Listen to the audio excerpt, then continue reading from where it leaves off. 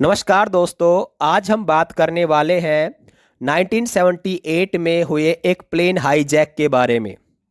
यह plane hijack उस time किया गया था जब भारत में इमरजेंसी का दौर ख़त्म हो चुका था। भारत की जनता पहली बार गैर कांग्रेसी सरकार को चुन चुकी थी। भारत की जनता ने अपने देश की बागडोर पहली बार गैर कांग्रेसी नेता मोरारजी देसाई के हाथ में दे दी थी।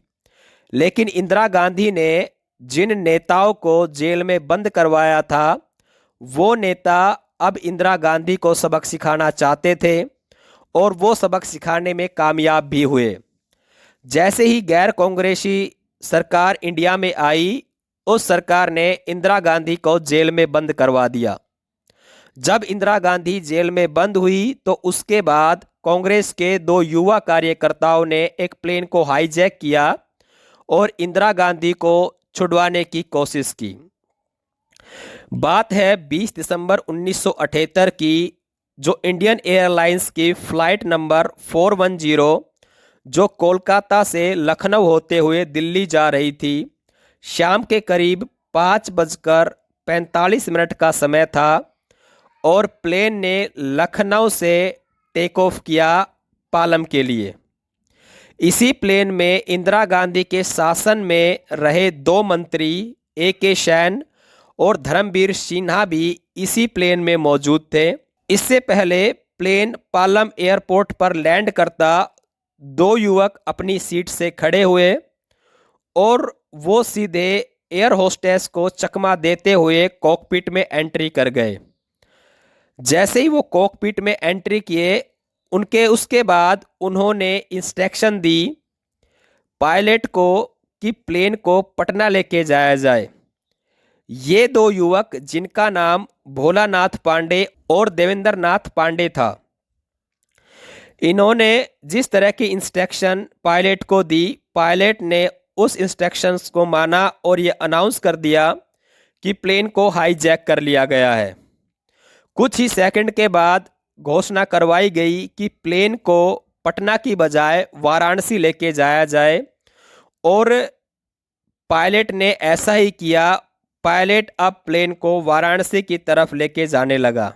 इन दोनों कांग्रेस के कार्यकर्ताओं का एकमात्र मकसद था कि कांग्रेस के प्रमुख और भारत के पूर्व प्रधानमंत्री श्रीमती इंदिरा गांधी को तुरंत जेल से छुड़वा दिया जाए और वो चाहते थे कि इंदिरा गांधी के साथ साथ उनके बेटे संजय गांधी के ऊपर भी जो आरोप लगाए गए हैं, उन सब आरोप को हटा दिया जाए। लेकिन कुछ ही देर बाद विमान वाराणसी में लैंड हुआ। उस समय उत्तर प्रदेश के मुख्यमंत्री राम नरेश यादव ने इन अपहरणकर्ताओं से बात की। इन दोनों अपहरणकर्ताओं, जिसमें देवेंद्र नाथ पांडे और भोलेनाथ पांडे, ने बिना किसी शर्त के इंदिरा गांधी को रिहा करने की मांग की।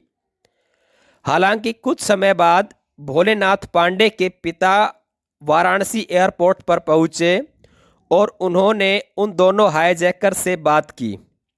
जैसे ही उन्होंने उन दोनों हाईजैकर से बात की, उसके बाद वो प्लेन से बाहर आ गए और इस तरह जो 126 पैसेंजर उस प्लेन में थे, उनको रिहा कर दिया गया।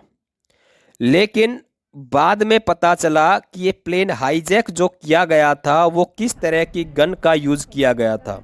जब बाद में उनसे पूछताछ की गई कि तुम्हारे पास ये गन और बम आए कहाँ से थे, तो उन्होंने बताया ये कोई ओरिजिनल गन नहीं है, ये बच्चों की पिस्तौल है जिसको मॉडिफाई करके हमने इसको गन में कन्वर्ट कर दिया।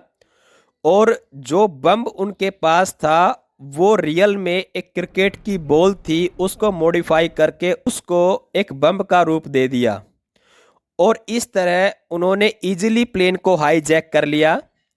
लेकिन जब उनसे पूछा गया कि आप एयरपोर्ट पर एंटर कैसे किए, तो उन्होंने बताया कि उस टाइम जब हम एयरपोर्ट पर एंट्री किए थे, तब हमने इन दोनों चीज़ों को अपने बैग में छुपा रखा था और जब चेकिंग हुई तो किसी तरह का सायरन या किसी तरह के ऑब्जेक्शन वहाँ पर नहीं उठाए गए और इस चीज़ का हमने फ़ायदा उठाया और इजीली प्लेन को हाईजैक कर लिया।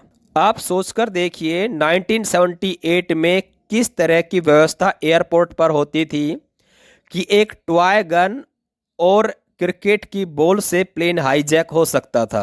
उसके बाद इंदिरा गांधी को तो छोड़ा नहीं गया, लेकिन उन दोनों अपहरणकर्ताओं को जेल में डाल दिया गया और इस तरह इंडिया में पहली बार प्लेन हाईजैक किया गया टॉय गन और क्रिकेट की बॉल से।